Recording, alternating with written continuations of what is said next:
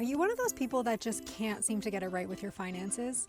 I feel like so many people around me are always asking me like, Michelle, how do you live abroad? How do you afford this? How do you travel so much? And honestly, it all comes down to just a few financial habits that I've built over the years that I stick to. And it's just gotten me so far in life. So if you're interested in this type of content and how to live a more free and flexible life and what that really means, listen to this video. I started my job in August 2022 with $100 in my bank account. By December 2025, I had saved 50,000 USD while living in one of the most expensive countries in the world, the Cayman Islands. And here's how I did it.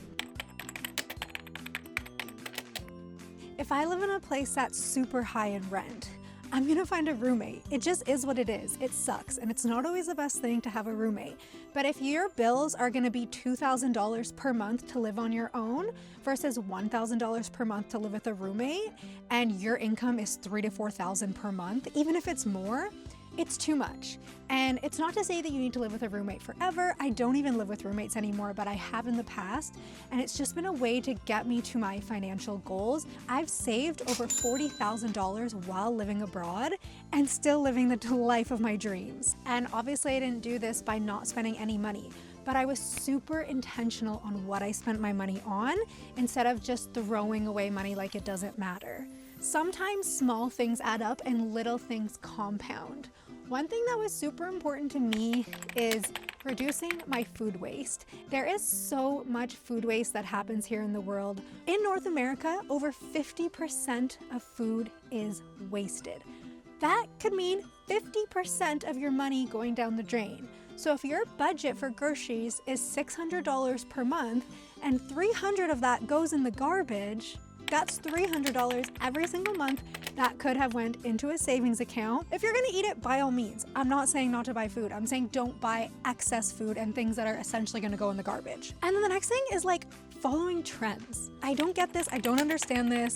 I really don't. I was born in the 90s and grew up in the early 2000s where like trending things were like low-rise jeans and long tank tops and like things that looked good on tall, skinny people. When high-rise came in, like it really changed things for me. I'm like, oh my God, like this really suits my body type. Find things that are good for you, good for your body type, and stick with them. You don't need to buy things because they're trending or YouTube or TikTok or whatever says they're popular.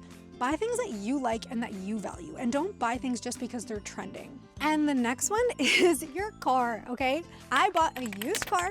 It gave me no issues. It was $100 a month to fill the gas tank. It was paid off.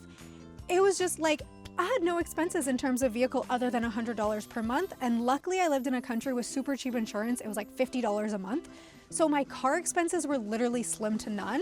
If you're one of those people rolling around in an expensive car in a BMW and a Mercedes and you're on a finance payment and you're in debt, do you feel good about that? Do you feel good about the fact that you're in debt and you can't even afford to pay your car, but other people think, oh my God, this person has a Mercedes, and in your actual life, you're struggling, and in your life, you have debt?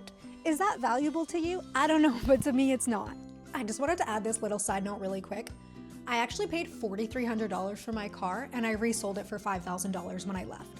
So not only did I not spend any money on my car, but I actually made money. I made $700 off my used car. And I think like the most important thing financially for me is just not giving a what other people think. I do what I want to do. I live my life how I want to live. Like I said, I drive a used car. Maybe I have roommates. Maybe I have not the latest trendy clothes, but I'm happy with my life and I'm happy with myself. How that looks from the outside is not my business. If you think I'm a loser because I drive an old car, or if you think, oh my God, like who can live with roommates, or those, like, that's your opinion. And I like my life and I'm genuinely happy with the extra $1,000 in my account every month and having a roommate versus not. I'm happy with not having to spend so much money on car payments every month having an old car. I'm happy with buying clothes that fit my body well and fit my body nicely and not having to replace my clothes every time a new trend comes out. I also buy majority of my clothes secondhand, or I get them from family, hand-me-downs, or friends. I've organized clothing swaps. Like, you can still accumulate things without blowing your money for it. And then the last thing is subscription services. Please, guys, I don't know about you, but when I grew up, you bought Adobe Photoshop one time, you bought Microsoft one time, you bought things once. This subscription business and like paying to rent everything, it is not for me. It's never been for me, and it's never going to be for me. I am not going to pay monthly fees every single month, especially if I don't have to. Something like Netflix, for example, everyone has. So I haven't paid for Netflix, but I've used Netflix because when I go to my family's house, they have it. When I go to my boyfriend's house, they have it. When I was living with roommates, they had it. So I didn't have to pay for these subscription services. And even if I did, I probably just wouldn't. I probably just wouldn't watch TV or wouldn't watch movies because it's not that important. And these monthly subscription fees are eating away at your budget. They're eating it away every single month. You're paying a fee every single month. If there's an option to buy something outright and buy it one time, buy it one time. To continuously pay month after month after month is unsustainable for most. It's just crazy. So these are the ways that I've been able to move abroad, save $40,000, travel the world. I've been to 20 plus countries. It's not that I don't spend money. I love spending money. I love spending money on travel.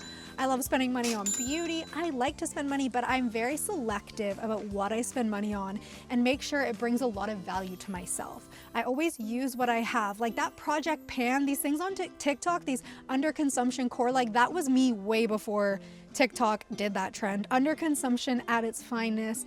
Use what you have, utilize your resources. If you need something one time, ask a friend, borrow from your parents.